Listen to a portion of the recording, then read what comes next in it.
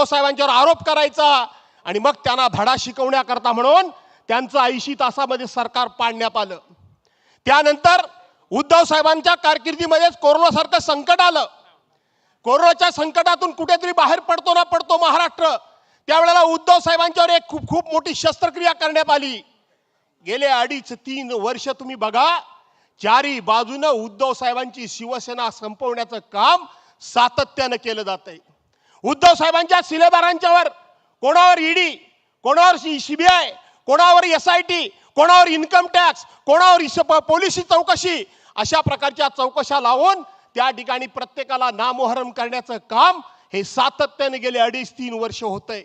काही लोक त्या ठिकाणी घाबरले आणि ते त्यांच्या जाऊन गोटामध्ये सामील झाले।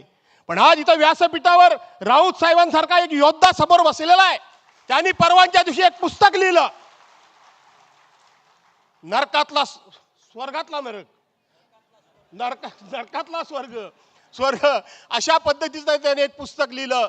मी आपल्याला कळकळीने विनंती करणार आहे की आपण शिवसैनिकांनी ते प्रत्येकानं पुस्तक वाचलं पाहिजे आणि ते पुस्तक वाचल्यानंतर एक योद्धा सुद्धा त्यांना कसा भारी पडू शकतो त्याचं उत्तम उदाहरण म्हणजे ते पुस्तक आहे।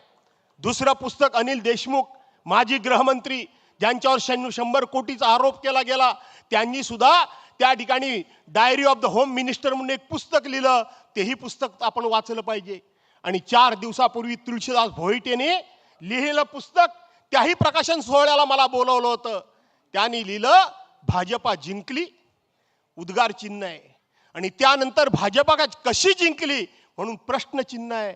एका वेळेला 6 महिन्यामध्ये जी 3 पुस्तकं प्रसिद्ध झाली, ही पुस्तकं आपण शिवसैनिकांनी वाचली पाहिजे।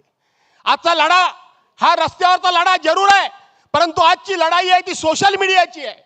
आजची लढाई आहे ती बुद्धीची लढाई आहे, आणि बुद्धीची लढाई ही आपल्याला बुद्धीनंच लढून जिंकावी लागणार आहे। आणि म्हणून अशा पद्धतीचं वाचन आणि अभ्यास आपण सर्वांनी केला पाहिजे।